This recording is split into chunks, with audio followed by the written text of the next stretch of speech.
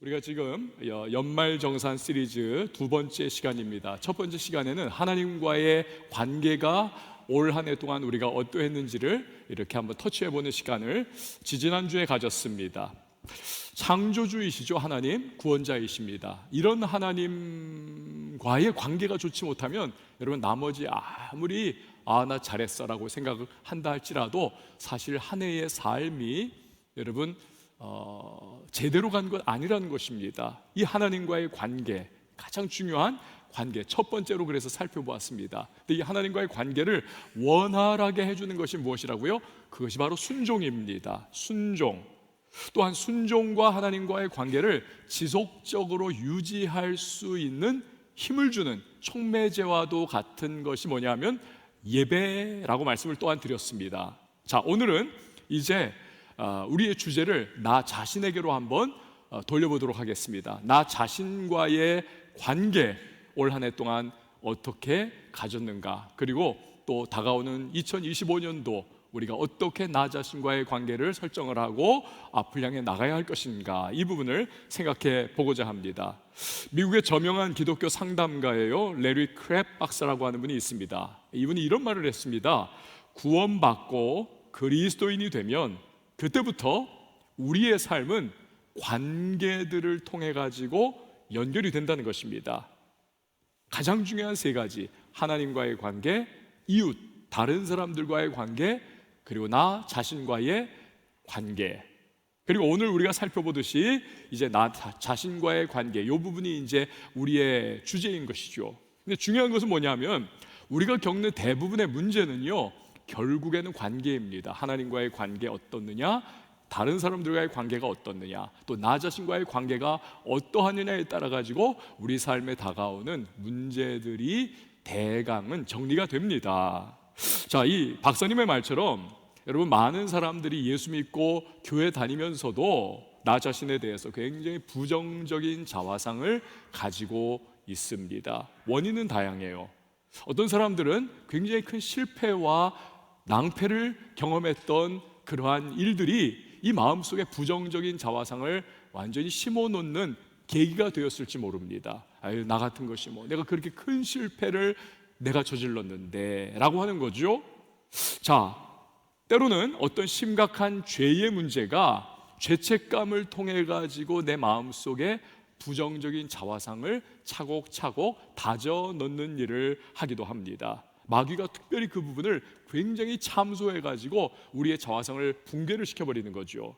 또는 누군가의 말입니다. 누군가의 평가입니다. 나에 대한 굉장히 부정적인 말, 부정적인 평가, 이것 때문에 나의 자화상이 영향을 많이 받아가지고 아예 그 부정적 자화상이 내 마음에 뿌리를 깊이 내리는 그러한 결과를 갖게 되었을 수도 있습니다. 어찌됐건 간에 여러분, 우리가 부정적인 자화상을 가지면 그것은 마치 끈끈이에 발이 딱 달라붙어가지고 옴짝달싹 못하는 곤충과 같은 그러한 상황이 되어버립니다.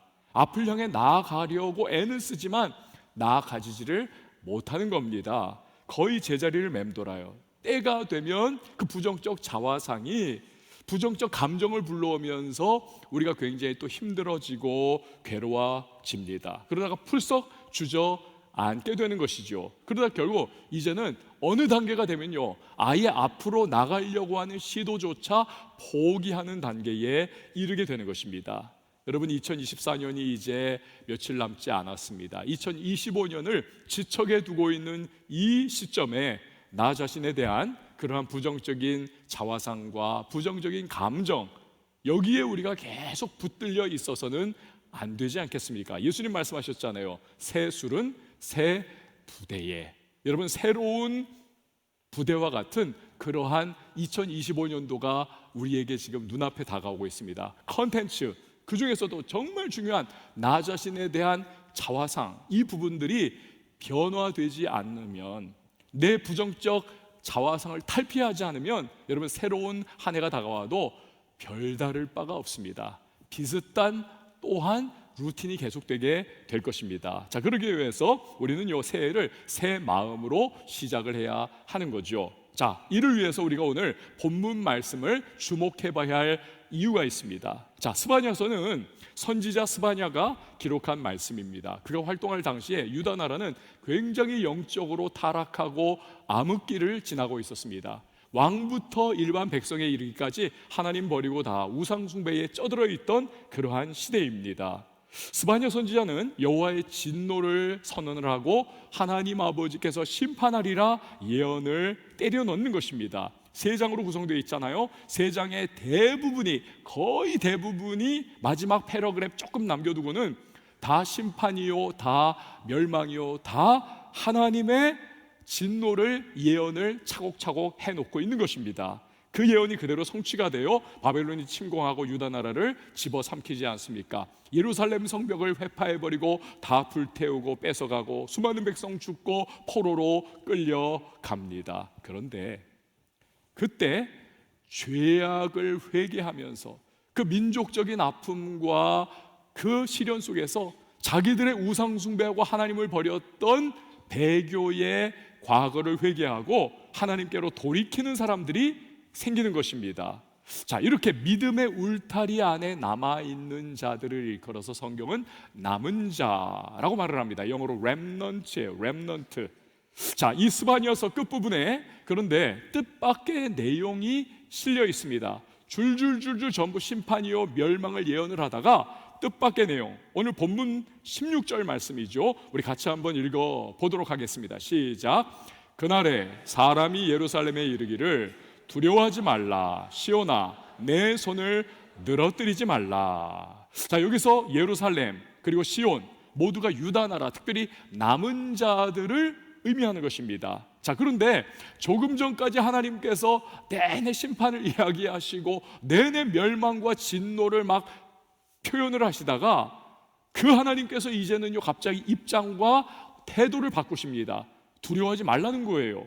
또 희망부재 상황 가운데에 덩그러니 놓여있는 어찌할 바를 알지 못하는 남은 자들을 향해서 그 어깨가 축 처지고 팔을 늘어뜨려 버린 그들을 향해서 하나님께서 야, 다시 힘을 내라, 다시 용기를 내라, 일어나라 라고 그렇게 격려해 주시는 겁니다. 자, 이 급작스러운 반전의 이유가 과연 무엇일까? 해답이 17절 상반절에 기록되어 있어요. 우리 같이 한번 읽어봅니다. 시작. 너의 하나님 여호와가 너의 가운데 계시니 그는 구원을 베푸실 전능자이시라. 아멘. 여러분, 유다의 남은 자들은요 자기들의 과거에 저질렀던 죄악에 대한 깊은 좌절스러운 마음을 가지고 있습니다. 그로 인해서 나라가 망했잖아요. 자기들 앞에 암울한 상황이 펼쳐졌지 않습니까? 우리는 심판받아 마땅한 존재들이야. 우리에 무슨 희망이 있겠어? 그렇게 큰 죄악을 저질렀는데, 우리가 그렇게 큰 실패를 한 우리 나라와 우리 남은 자들이 앞으로도 무슨 미래가 있겠어? 잘 될 리 없지. 이런 부정적인 자화상과 낭패의식, 절망감, 여기에 막 휘둘리면서 고통을 받고 있는 상황. 그런데요, 하나님께서는 절대로 그렇지 않다는 거예요. 절대로 그렇지 않다. 너희들은 용기를 얻을 수 있고 새로워질 수 있고 너희들은 변화되어 앞을 향해 나갈 수 있다는 겁니다. 이유는 오직 하나예요. 어떤 환경이 좋아서도 아니고 어떤 조건이 새로워져서도 아니에요. 오직 한 가지, 그것은 유다의 남은 자들에게 하나님께서 그들 가운데에 함께해 주시겠다는 것입니다. 여러분, 하나님 누구십니까? 천지 만물을 창조하신 분이 하나님이십니다. 지금도 온 우주를 통치하시고 주관하시는 그분이 하나님이십니다. 긍휼과 자비가 무한하셔서 회개하는 자에게 은혜를 베풀어 주시는 분이 하나님이십니다. 이 하나님이 남은 자들의 자신을 하나님 앞에 회개하고 내어놓으며 하나님을 바라보는 그 모습 가운데 찾아와 주시고 그들을 버리지 않으시고 하나님이 그들과 함께해 주시겠다 약속을 하시는 겁니다. 그래서 두려워하지 말라는 거예요. 용기를 내라는 겁니다. 힘을 내라는 겁니다. 하나님의 톤이 바뀌는 거예요. 미워하고 때리고 징계하고 심판과 멸망을 예언하시다가 일어나라, 용기를 내라, 그렇게 하나님께서 톤을 바꾸시는 겁니다. 여러분, 하나님이 함께 하실 때 두려움을 이기고 용기가 막 솟아나는 것을 체험했던 대표적인 사람이 바로 다윗입니다. 온 이스라엘이 왕으로부터 일반 경정에 이르기까지 그 거대한 골리앗 앞에서 다 도망을 칩니다. 그때 다윗이 홀로 맞서죠. 그런데 그가 외친 말이 무엇입니까? 사무엘상 17장 45절에 보니까 다윗이 블레셋 사람에게 이르되 너는 칼과 창과 단창으로 내게 나오거니와 함께요 나는 만군의 여호와의 이름 곧 내가 모욕하는 이스라엘 군대의 하나님의 이름으로 내게 나아가노라. 아멘. 여러분, 제 아무리 3m 이르는 거인이라 할지라도 갑옷으로 온몸을 감싸고 완전 무장을 한 두려움의 대상이라 할지라도 전능하신 하나님이 나와 함께 하시니까 나는 반드시 승리할 거야 라고 하는 담대한 용기, 이 하나님이 함께 하시면 여러분 그렇게 되는 것입니다. 그뿐 아니에요. 다윗의 부하들이요, 이 인간들이 진짜 못된 인간들입니다. 다윗이 사울의 칼날을 피해가지고 아둘람 동굴을 전전하고 있을 때 그 유명한 다윗이 군주요 정말 임금이었던 사울로부터 피해가지고 여기저기 도피 행각을 벌인다더라. 그러니까 이스라엘 전역에서 억울하고 빚지고 어디 도움을 구할 수 없는 사람들이 그 사람한테 가자, 그 사람한테 다윗에게로 다 몰려들었어요. 몇백 명이. 이들이 다윗을 자기들의 주군으로 삼고 내가 당신 위해서 목숨 걸겠습니다 라고 그렇게 맹세 아닌 맹세를 하면서 쫓아다니는 거예요. 신뢰하면서. 그런데 아말렉이 쳐들어와 가지고 이 사람들 없는 사이에 남겨놓았던 처자식들과 소유물들을 다 빼앗아 갔습니다. 그들이요 자기의 자식들과 자기의 소유물들이 다 탈취당한 것을 알고 이게 눈이 돌아가 버립니다. 정신이 휙 돌아가 버립니다. 다 손에 돌을 들고 이거 다 다윗 때문이다, 다윗 죽이자 막 돌로 치려고 하는 거예요. 이 기막힌 상황에서 그런데 다윗이 두려워하지 않더라는 것입니다. 그는요 정신을 바짝 차립니다. 이 이상해진 사람들을 다시 제정신 차리게 만들어가지고 군대를 만들고 아말렉을 쫓아가가지고 전쟁을 치르고 대승을 거둬서 잃어버렸던 처자식들과 모든 소유물을 다시 다 회복을 시켜 오는 것입니다. 여러분, 어떻게 다윗이 눈에 핏발 써서 자기에게 돌을 들어 찍으려고 하는 이 부하들, 이 배은망덕한 인간들 앞에서 용기와 담대함을 그가 가질 수가 있었을까요? 사무엘상 30장 6절이 그 이유를 우리에게 알려주고 있습니다. 우리 함께 읽습니다. 시작. 백성들이 자녀들 때문에 마음이 슬퍼서 다윗을 돌로 치자 하니 다윗이 크게 다급하였으나 그의 하나님 여호와를 힘입고 용기를 얻었더라. 아멘. 여러분, 그렇습니다. 하늘이 무너지는 것과 같은 상황이 내 앞에 온다 할지라도, 그 어떤 부정적인 상황이 된다 할지라도 하나님, 그 전능하신 주님께서 나와 함께 하신다라고 하는 확고한 믿음을 소유할 수 있다면 여러분, 그 사람은 용기를 얻을 수가 있다는 사실을 기억하시기를 바랍니다. 우리 교회 출신들이요 전 세계에 흩어져 있습니다. 북미 대륙에도, 중미 대륙에도, 남미 대륙에도, 아프리카에도, 유럽에도, 아시아, 여기저기 없는 데가 없습니다. 전에 뉴욕을 갔더니 뉴욕 집회하러 갔는데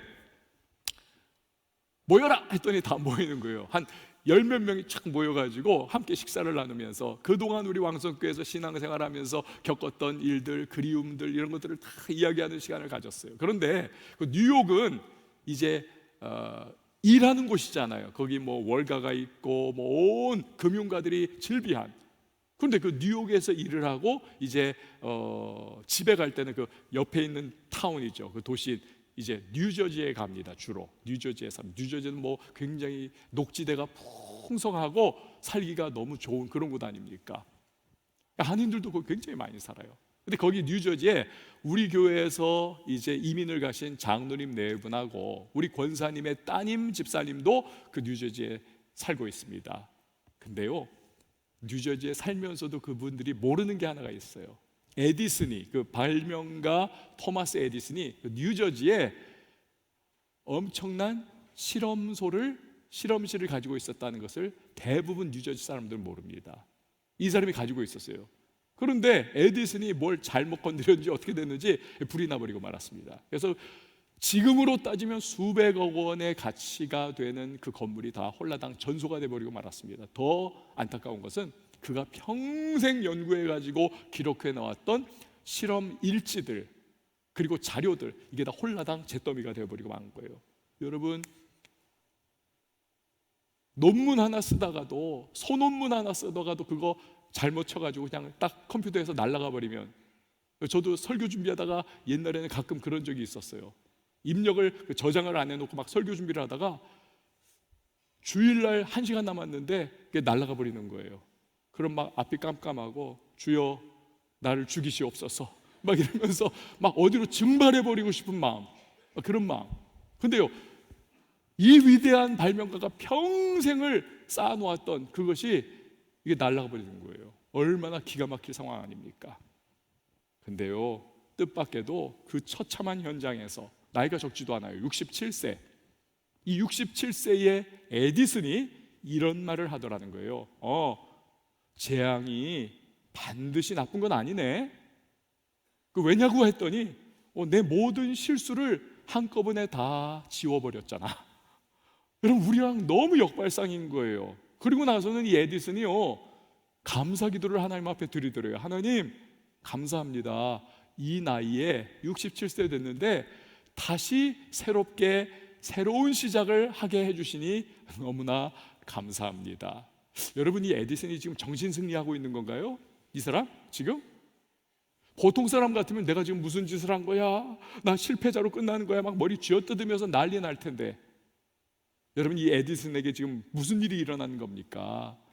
끔찍한 실수와 실패에도 불구하고 하나님이 함께 해주신다라고 하는 믿음, 나를 창조하시고 내 지성을 만들어 주셨고 불어넣어 주셨고 나에게 연구할 수 있는 열정을 끊임없이 지금까지 주셨던 그 하나님이 함께 하시니 나는 다시 시작할 수 있다. 이 용기와 희망을 그가 하나님에게서 발견한 것입니다. 여러분, 올 한 해 동안 여러분 어떠셨어요? 실수나 실패한 분들도 꽤나 많이 있을 겁니다. 여기 청년들이니까 죄 문제에서 자유로운 사람 누가 있겠어요, 우리 중에서? 그러나 또 혈기 많은 청년들이니까 여러분, 죄에 허덕이면서 참 힘들어하고, 그러면서 실패와 실수와 죄와 여러 가지 복합 다단한 그러한 어려움들로 인해서 부정적 자화상이 막 여기까지 차오른 사람들이 꽤나 많이 있을 겁니다.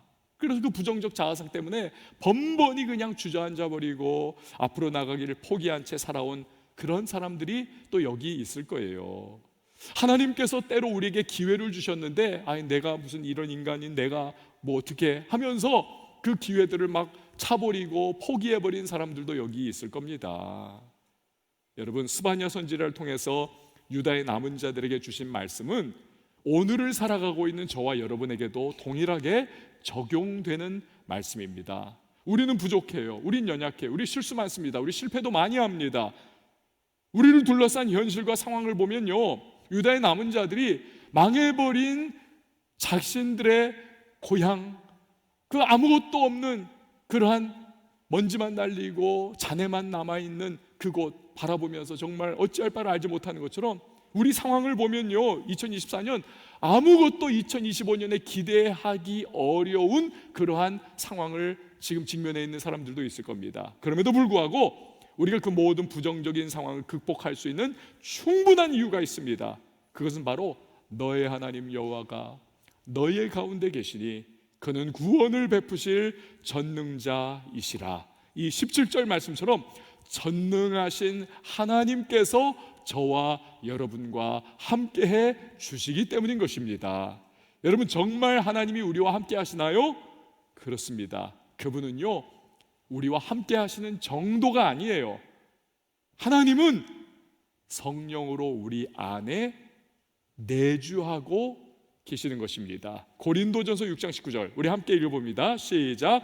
너희 몸은 너희가 하나님께로부터 받은 바 너희 가운데 계신 성령의 전인 줄을 알지 못하느냐. 너희는 너희 자신의 것이 아니라. 아멘. 구약시대에는 성령이 어느 한 사람에게 임하였다가 이 사람이 죄짓거나 불순종하면 떠나가기도 했어요. 사울 같은 경우가 대표적이죠. 그러나 신약 시대에는 그렇지 않습니다. 성령께서 예수 그리스도를 구세주와 주님으로 영접한 사람에게 임하시고 그 안에 내주하시면서 영원토록 동행해 주신다는 사실입니다. 여러분, 성령께서 예수님을 여러분이 구세주와 주님으로 영접하고 입으로 시인하고 마음으로 믿었다면, 그래서 의에 이르렀다면 여러분 성령이 여러분 안에 내주하고 계신다는 사실을 믿으시기를 바랍니다. 감각되지 않아도, 느껴지지 않아도 하나님의 말씀은 완벽한 진리요 하나님의 신실한 약속이기에 성령이 지금 내 안에 임재하여 계세요. 여러분 저를 한번 따라해주세요. 예수님께서 말씀하신 대로 성령께서 내 안에 계십니다. 믿으시기 바랍니다. 여러분 성령이 내 안에 계시다면, 그 전능하신 하나님의 영이신 성령이 내 안에 계시다면 뭐가 두렵습니까? 마귀가 너까지 깨라고 아무리 말을 한다 할지라도 왜 우리가 그 말에 휘둘려야 합니까? 아니에요. 여러분 그래서는 안 됩니다. 우리는 보통 사람이 아니에요. 우리는요 하나님의 성령께서 내주하시는, 우리는 성령의 전이 된, 우리는 아주 특별한, 세상에서 찾아볼 수 없는 그러한 특별한 사람들이 바로 저와 여러분이라고 하는 사실입니다. 여러분 우리는요 나 자신과의 관계에서 내 생각이나 내 감정이나 혹은 세상이 말하는 것에 의하여 나 자신을 바라보아서는 결코 안 되는 거예요. 우리는 성경이 나를 무엇이라고 말씀하느냐, 주님이 나를 누구라고 말씀하느냐에 따라서 나 자신을 바라보고 이해해야 하는 것입니다. 그럼 성경이 우리를 뭐라고 말씀합니까? 베드로전서 2장 9절 우리 같이 한번 읽어봅니다. 시작. 그러나 너희는 택하신 족속이요 왕같은 제사장들이요 거룩한 나라요 그의 소유가 된 백성이니. 여러분 택하신 족속, 왕같은 제사장, 그의 거룩한 나라, 그리고 그의 소유된 백성. 여러분 이거 하나하나 듣기만 해도 얼마나 영광스러운 그러한 존재가 우리라는 거 아닙니까? 이게 평소에는요 이런 거예요. 평소에는 제가 지난번에 어딜 갔더니 거기에서 새 몇 마리가 막 이렇게 돌아다니는 거예요. 새 몇 마리가 이렇게. 근데 좀 꺼벙해 보여요. 새가 이만한데, 이만한 새들이 그냥 날지도 못해요. 날지도 못하고 그냥 꺼벙하게 이렇게 우리 옆을 이렇게 막 돌아다니더라고요. 이렇게 돌아다녀. 얘 뭔가 그랬더니 이 새가 갑자기 날개를 쫙 피는 겁니다. 그런데요 그 순간 깜짝 놀랐어요. 그 날개가 너무 아름답고 너무 근사하고 다른 어떤 새에게서도 발견할 수 없는 정말 휘황찬란한 날개. 어떤 새입니까? 공작새였습니다. 그런데 날개를 접으니까 바보 같은 거예요. 날지도 못하고 날개를 펴니까 너무 근사한 거예요. 여러분요 세상은 우리에게 바보 같다고, 이렇게 있다고, 웅크리고 있다고, 아무것도 아니라고, 저 뭐냐고. 그러나 하나님은요 날개를 펴고 왕같은 제사장이요 그의 소유된 백성이요 거룩한 제사장과 같은, 너는 그런 사람이야, 너는 영광스러운 하나님의 백성이야 라고 우리를 그렇게 인정해 주시고 우리를 그렇게 보아주시는 것입니다. 그게 우리의 실상이에요. 왜? 하나님께서 우리를 그렇게 보아주시기 때문에. 여러분 이 택하신 족속, 이 왕같은 제사장, 이 말씀을 우리에게 전해준 사람이 누굽니까? 베드로 사도 아닙니까? 베드로 사도야말로 가장 비천했던 때에, 그러나 예수님으로부터 가장 영광스러운 새로운 자화상을 선물로 받은 사람이 아닙니까? 베드로는 원래 어부였잖아요. 그리고 단순 무식한 사람이었습니다. 그런데 감히 예수님께서 이 베드로를 그분의 제자로 삼아주시는 거예요. 이건 어마어마한 일이죠. 근데 어느 날 예수님께서 제자들을 불러 모아가지고는, 얘들아, 사람들이 나 예수를 누구라고 하느냐? 예수님, 사람들이 예수님을 엘리야라고 하더이다. 예수님, 세례 요한이 죽었다가 살아난 게 예수님이라고 저 사람들은 말하던데요. 예수님, 구약에서 계속 말했던 선지자들 중에 누가 예수님이라고 사람들이 막 수근수근 거려요. 나름 자기들이 들은 바 귀동냥으로 얻은 지식을 제자들이 말을 하는데 예수님이 또 묻습니다. 그러면 니들은 과연 나를 누구라고 하느냐? 그러자 이 사람들이 꿀먹은 벙어리가 돼요. 나는 과연 예수님을 뭐라고 생각하지? 근데 그 순간에 베드로가 튀어나오잖아요. 주는 그리스도시요 살아계신 하나님의 아들이십니다. 그러자 그 신앙 고백을 들으신 예수님께서 너무 기뻐하시면서 베드로를 막 그냥 칭찬에 칭찬을 더하시고 칭찬에 칭찬을 더하시고, 베드로가 놀랐을 거예요. 내가 그렇게 훌륭한 말을 했나? 자기도 몰랐을 거예요. 왜? 성령으로 그것이 감동돼서 말한 거기 때문에. 그러면서 예수님께서 베드로에게 말씀하시기를, 이게 이제 이 말씀이 베드로의 평생의 자화상이 되는 거예요. 새로운 자화상. 마태복음 16장 18절, 또 내가 네게 이르노니 너는 베드로라. 내가 이 반석 위에 내 교회를 세우리니 음부의 권세가 이기지 못하리라. 여러분, 여기에서 베드로는 원래 다른 이름이 있었구나 라고 알 수 있잖아요. 원래 다른 이름 뭡니까? 진짜 이름, 원래 이름 시몬이잖아요.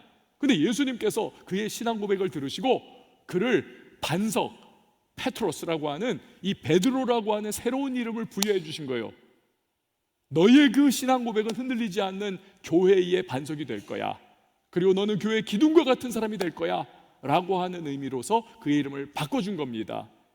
이게 그의 자화상이 된 거예요. 과거에 나는 어부야, 나는 일용직이야, 나는 그냥 할 수 있는 게 아무것도 없어, 나는 오늘만 사는 사람이야, 나는 그냥 배운 것 없는 단순 무식한 인생을 살아가는 사람이야. 이 부정적 자화상이 예수님이 너는 베드로야 라고 하는 새로운 이름을 주시는 순간 완전히 급진적으로 변화해서 정말 그의 인생을 끌어가는 자화상이 된 거예요. 그 자화상대로 그는 나중에 정말 교회의 기둥과 같은 사도가 되고 온 천하에 다니면서 복음을 증거하는 위대한 지도자가 되지 않습니까? 여러분, 성경적 자화상을 갖는 것이 너무 중요합니다. 성경적 자화상, 하나님이 우리를 바라보시는 자화상으로 우리가 우리 자신을 보는 게 너무 중요한 겁니다. 영국에요, 지금 찰스 왕이 다스리고 있는데 엘리자베스 여왕도 있었고 하여튼 빅토리아 여왕도 있었고, 당연히 공주들이야 세고 셌지 않았겠습니까? 근데 그 공주 중에 알리스 공주라고 하는 사람이 있었습니다. 이 알리스 공주에게는 딸이 있었는데 딸이 디프테리아라고 하는 이 병에 걸렸습니다. 전염병에. 그래가지고는 막 죽어가는 거예요. 열이 막 펄펄펄펄 끓고 신음하고 괴로워하고, 이 어린 딸이 너무 고통스러워하니까 엄마로서 얼마나 마음이 아픕니까? 근데 왕실 주치의가, 공주님, 저 디프테리아가 전염성이 강해서 절대로 그 방에 들어가시면 안 돼요. 소수의 정말 갖추어져 있는 사람들만 거기를 들어가서 치료해야 되니까 공주님 절대로 들어가지 마십시오. 근데 어느 날 밤에 이 딸이 막 아파가지고 밤에 우는 겁니다. 그러니 엄마의 마음이 애가 끌어가지고 그 방을 들어가는 거예요. 엄마 안아줘. 끌어 안아줍니다. 볼을 비비며 뽀뽀까지 해줍니다. 근데 전염이 돼버린 거예요. 그 알리스 공주가 죽어가는 그런 상황. 근데 이제 왕실 주치의가 너무 안타깝잖아요. 공주님, 제가 그래서 절대로 들어가지 말라고 했는데 왜 들어가셨습니까? 그러자 알리스 공주가 말하기를, 내 사랑하는 딸이기 때문에 내가 그런 일이 생기면 10번이라도 나 또다시 똑같이 그럴 겁니다. 그리고 숨을 거둔 거예요. 공주는 세상을 떴지만 그 공주 엄마의 그 사랑 때문에 이 딸은 목숨을 건집니다. 살아나요. 여러분, 이 딸이 앞으로 어떤 인생을 살아갈까요? 막 살까요? 절대로 그럴 수 없습니다. 나 때문에 우리 엄마가, 나를 사랑하는 그 마음 때문에 우리 엄마가 대신 죽어줬어. 나는 막 살아서는 안 돼. 여러분, 당연히 이렇게 생각하지 않겠습니까? 그런데요, 중요한 건 우리입니다. 저와 여러분은 그보다도 더 큰 사랑을 받은 존재가 아닙니까? 우리는 원래 죄로 인하여 죽었던 존재들이잖아요. 우리는 영원한 형벌과 저주와 심판, 그리고 죄악에 매여서 우리는 지옥 백성이 될 수밖에 없는 존재들이 아니었습니까? 그대로 가면 그렇게 되는 거예요. 그런데 그런 우리를 절대로 보아 넘길 수 없는 그 지극한 사랑이 우리 예수님이 하늘 보좌 버리고 이 땅에 오시도록 하지 않습니까? 그것이 성탄 스토리가 아니고 무엇입니까? 예수님께서 이 땅에 오셔가지고 사생애를 사시고 공생애를 사시다가 복음 전하시고 결국 붙잡히셔서 모진 매를 받으시고 채찍에 맞으시고 가시관 쓰시고 손발에 못 박혀 십자가에 달리시고 결국 마지막에는 죽음으로 우리의 모든 죄악을 보혈을 흘려 덮어주시지 않으셨습니까? 우리는 그 큰 사랑으로 구원받은 존재들인 것이죠. 예수님의 십자가 대속의 죽음으로 하나님께서는 우리를 향해서 이제 너는 죄 없어, 내 아들 예수의 피가 너희의 모든 죄를 덮어버렸어, 너희는 이제 의로와 라고 그렇게 인정해 주십니다. 여러분, 베드로 사도가 말씀했듯이 나아가서 택하신 족속, 왕같은 제사장, 거룩한 나라, 하나님의 소유된 백성이라고까지 하나님께서 우리에게 말씀해 주시고 인정해 주시는 겁니다. 여러분, 얼마 전에 눈이 엄청나게 내렸잖아요. 그런데 쓰레기 매립지에 역시 눈이 내렸습니다. 그 눈이 내린 다음 날 그 쓰레기 매립지가 어떻을까요? 그 더럽고 지저분한 쓰레기가 눈에 보입니까? 아니요. 쓰레기 매립지가 흰 눈으로 다 쌓여가지고 오히려 그 언덕들이 아름다운 능선과 같이 아름답고 멋진 풍광을 이루는 거죠. 그 흰 눈이 덮여 있으니까. 여러분, 하나님 눈에 보시기에 예수님의 십자가의 은혜로 덮여 있는 우리 안에는 죄도 많고 부족한 점도 많고 실수와 실패도 많지만, 그러나 예수님의 보혈로 십자가의 은혜로 덮여있기 때문에 하나님이 우리를 아름답다 칭해 주시는 겁니다. 우리를, 그래서 오늘 본문 17절에 보면 하나님께서 우리를 얼마나 귀하게 여겨주시는지를 우리가 알 수 있어요. 우리 같이 한번 17절 하반절 읽어봅니다. 시작. 그가 너로 인하여 기쁨을 이기지 못하시며 너를 잠잠히 사랑하시며 너로 말미암아 즐거이 부르며 기뻐하시리라 하리라. 아멘. 여러분, 저를 한번 따라해서, 하나님이 나를 너무 기뻐하신다. 하나님이 나 때문에 노래를 부르신다. 하나님이 나를 즐거워하신다. 이게 하나님의 우리를 향한, 여러분, 표현이에요. 내가 너 때문에 정말 즐거워서 견디지 못하겠다, 기뻐서 내가 가만히 있지 못하겠다, 춤춰야 되겠다, 노래를 불러야 되겠다. 이게 주님이 우리를 향해 가지고 있는 감정입니다. 여러분, 못 믿겠으면 고린도후서 5장 17절 말씀 같이 한번 읽어봅니다. 시작. 그런즉 누구든지 그리스도 안에 있으면 새로운 피조물이라, 이전 것은 지나갔으니 보라 새 것이 되었도다. 아멘. 여러분, 우리는 새 것이 되었습니다. 예수 그리스도로 말미암아 과거의 것은 지나갔어요. 과거의 실패는 지나갔어요.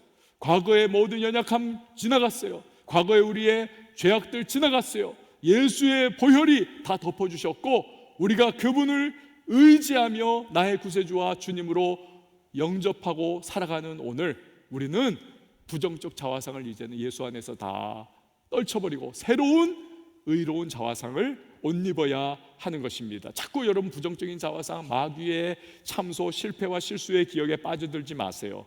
여러분, 예수 안에서 부여받은 새로운 믿음의 자화상을 여러분 자꾸 입으로 선포를 하시기 바라요. 자꾸 선포를 하셔요. 나는 새롭게 창조되었다. 나는 새로운 피조물이다. 나는 실패와 실수도 하지만, 그러나 하나님께서 예수의 보혈로 나를 덮어서 흰눈처럼 나를 덮어서 아름답게 나를 바라봐 주시고, 내가 너로 인하여 기쁘다. 잠잠히 너를 사랑한다. 내가 너 때문에 즐거워서 노래를 부른다. 이게 나야 라고 여러분 자꾸 선포를 하셔야 합니다. 자, 그런데 놓치지 말아야 할 한 가지가 있어요. 하나님은 우리 때문에 기쁨을 이기지 못하시고 잠잠히 사랑하시고 즐거이 노래를 부를 정도로 기뻐하시는데, 이런 하나님의 사랑과 기대에 이제는 우리가 부응하는 삶을 살아야 한다는 것입니다. 그 결심이 우리에게 필요해요. 새로운 한 해를 앞둔 지금, 간음하다가 현장에서 잡힌 여인을 사람들이 끌고 왔습니다. 손에는 이따만한 돌들을 들고, 예수님, 율법 그대로 이 여자 때려 죽이는 것이 맞는 거죠. 예수님 오케이 사인만 내리십시오. 예수님을 테스트하는 거잖아요. 시험하는 겁니다. 그때 예수님께서 말씀하시죠. 너희 중에 죄 없는 자가 먼저 돌로 쳐라. 죄 없는 자 없습니다. 그러자 사람들이 다 자기를 알잖아요. 돌을 내려놓고 슬그머니 그 자리를 떠나갑니다. 예수님과 여인만 덩그러니 남았습니다. 두려움과 죄책감과 수치감에 떨고 있는 이 여자에게 예수님이 그때 말씀하시죠. 나도 너를 정죄하지 않는다.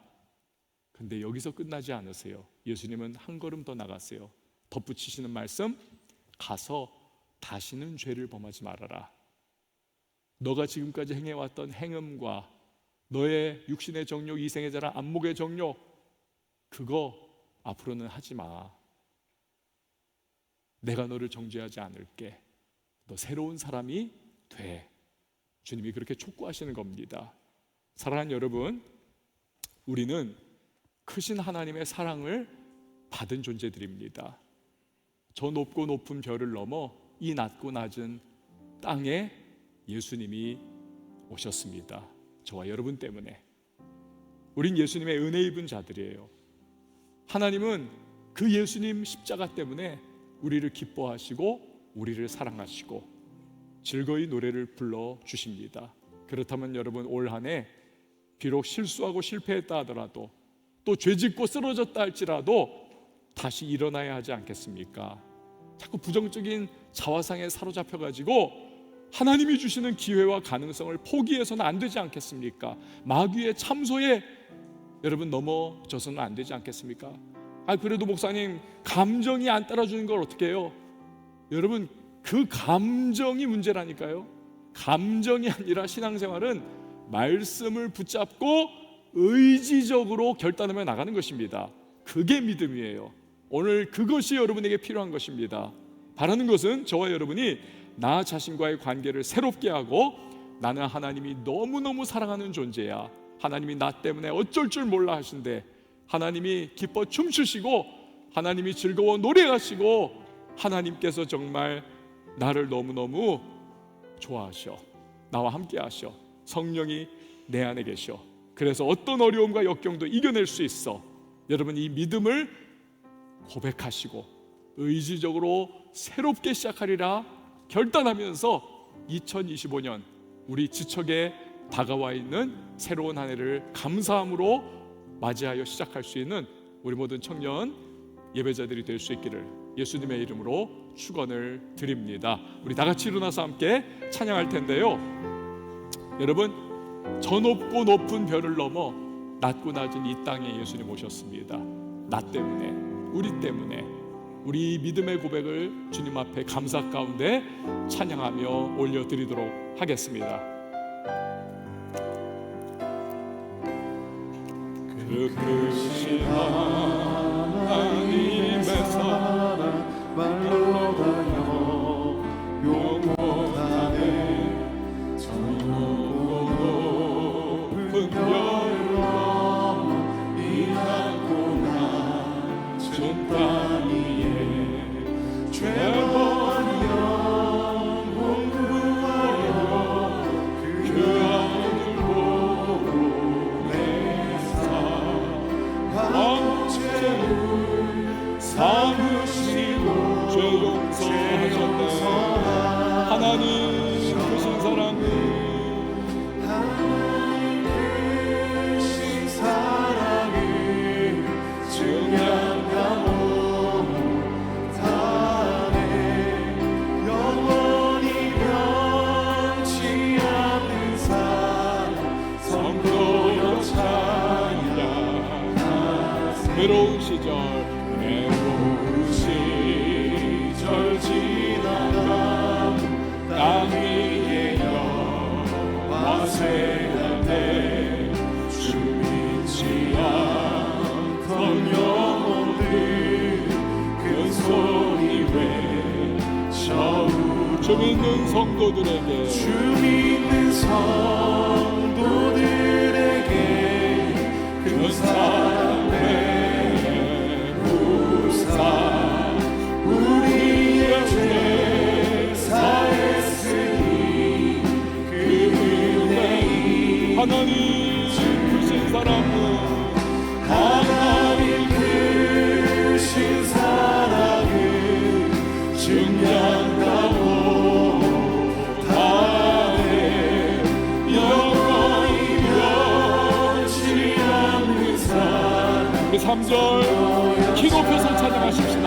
하늘을 두루마리 삼고, 하늘을 두루마리 삼고 바다를 너울 삼아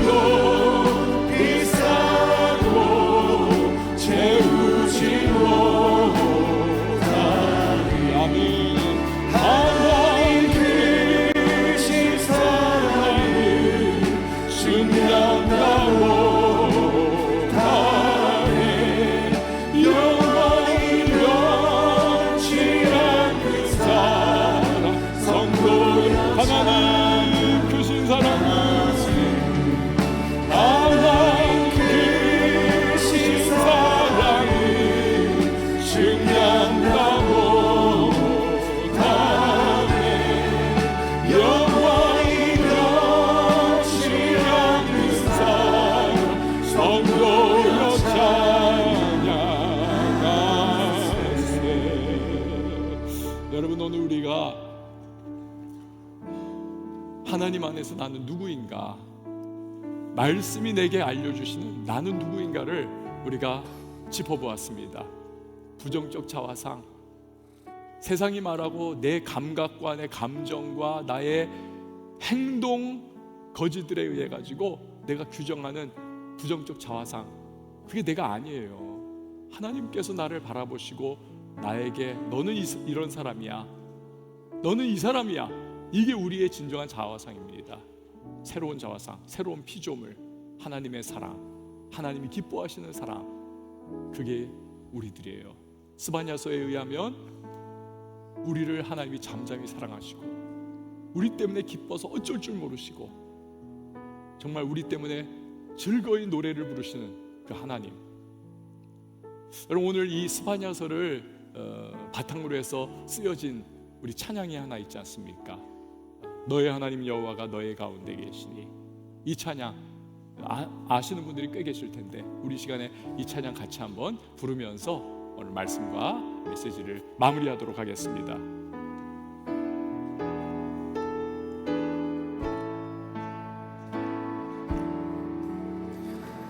너의 하나님 여호와가 너의 가운데 계시니 그는 구원, 그는 구원을 베푸실 전능자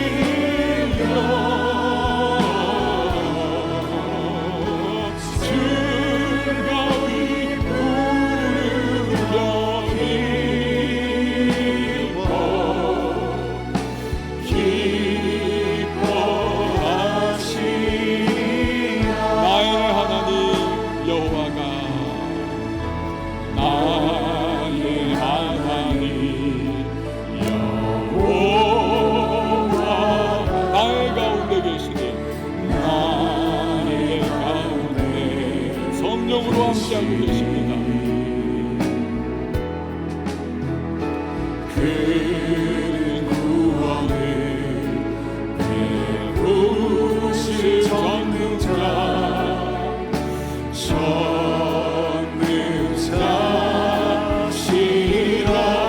그가 나로 인하여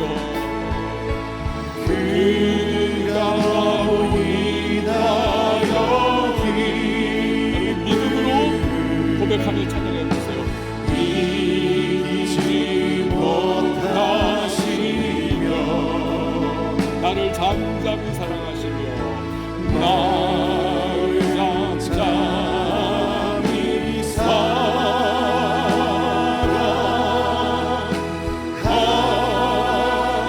즐거이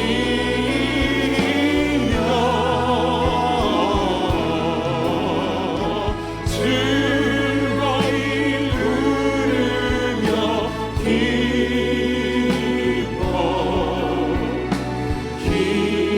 기뻐하시리라.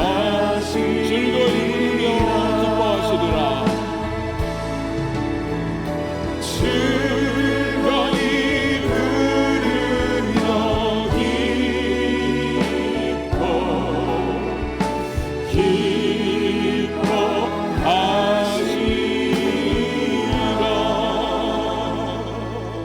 여러분 이 시간에 함께 기도하겠습니다. 우리가 예수 믿고 교회 다니면서도 나 자신과의 관계가 깨어져 있는 사람 많습니다. 부정적 자화상으로 신음합니다. 앞으로 나가지 못하고 주저앉습니다. 마귀의 끊임없는 공격으로 눌러 앉아버립니다. 그래서는 안 되는 거죠. 우리는 내 안에 계신 성령님 때문에 얼마든지 힘과 용기를 내서 앞으로 나갈 수 있습니다. 무엇보다 우리는 하나님이 기뻐하시는 존재요 사랑하시는 대상 아닙니까? 그게 하나님의 말씀이 우리에게 강조하는 점이죠. 예수께서 행하신 십자가 은혜 때문에 우리를 사랑해 주십니다.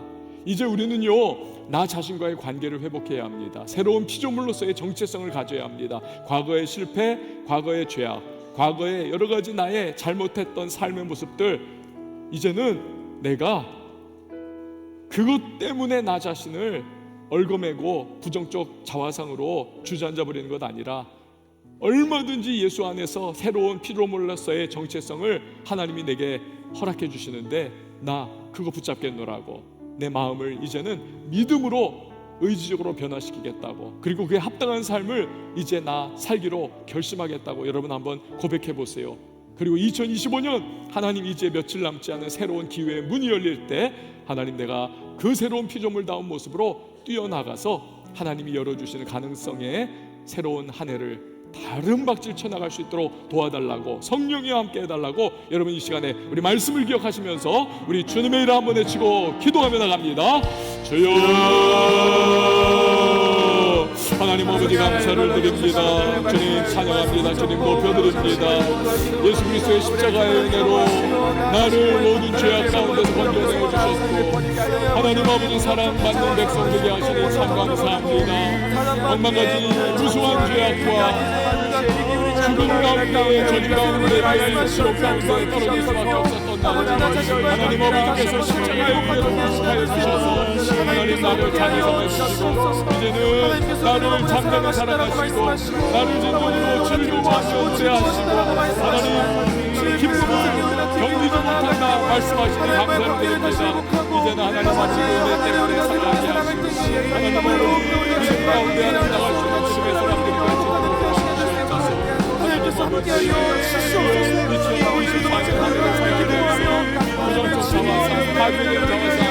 하나님 세상은 나에게 강한 자이기 때문에 주저앉았고 하나님 이제는 떨쳐버리게 하시고 하나님 말씀 되게 알려주시는 바대로 새로운 믿음의 자화상 가지고 하나님께서 나를 바라보시는 모습을 그 시간 나도 가지며 하나님 나를 바라보고 나와의 관계가 회복되게 하시옵소서. 그래서 새로운 2025년 시작할 때에 날 사랑하시는 하나님께서 새로운 기회 주셔서 고백하며 하나님 앞에 향해 나갈 수 있는 주님의 사랑들이 되시고 주여 주시옵소서. 하나님의 역사여 자기 자신을 예수 그리스도의 십자가 은혜 가운데서 새롭게 바라볼 수 있도록 도와주시고 하나님의 그 자신을 향한 사랑을 믿음으로 받아들이면서 하나님 여러분 주님께가 마귀가 거절되었거나 거짓된 속삭임을 얘기하는 우리 실패와 낙심과 실수 속에 있었던 우리의 왜곡된 부정적 자아성을 떨쳐버리고 새로운 믿음의 자아성 붙잡고 새로운 한 해를 시작해 하여 주시옵소서. 여러분 이 시간에 다시 한번 기도할 때에 우리 성령 충만을 우리 구하며 기도하십시다. 구하라 주시리라 말씀하셨습니다. 찾을 때에 찾게 될 것입니다. 두드릴 때 열릴 것입니다. 우리가 죄가 강력해서도 마귀가 너무 파워풀해서도 아니고요, 성령께서 나에게 그 부어주시는 기름 부으심, 이게 내 안에 충만하지 않기 때문에 그래서 우리가 자꾸 패배하는 것이죠. 자꾸 자꾸 타협하는 것이고 죄 가운데 우리가 자꾸 헤매는 거 아니겠습니까? 우리가 성령으로 충만하다면요, 그 기름 부심이 철철 흘러 넘친다면 우리 어떠한 도전도 우리 능히 극복하며 승리할 수가 있는 것입니다. 일터의 현장, 가정, 여러분의 학업의 자리, 인간관계, 우리의 삶의 자리에서 성령으로 충만하여 우리 한 주간 넉넉히 달려갈 수 있는 은혜를 베풀어 달라고 이 시간 우리 같이 주님의 이름 한번 외치고 기도합니다. 주여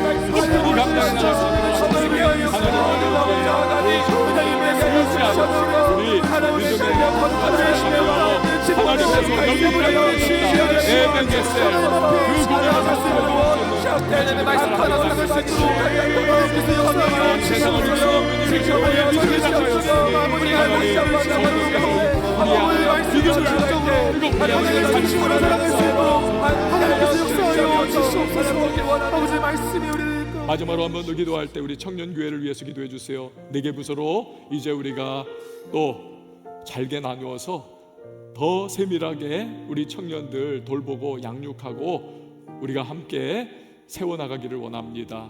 여러분, 여러 가지 생각들도 또 많을 것이고 또 복잡한 감정들도 없지 않아 있을 텐데, 그러나 이 모든 것들을 우리가 정말 믿음 안에서 잘 우리가 합력하여 선을 이루어 주시는 하나님을 신뢰하면서 우리가 함께 나가야 하겠고, 또 교회를 세워나가고 또 주변을 세워나가는 하나님의 사람이 되어야만 하겠습니다.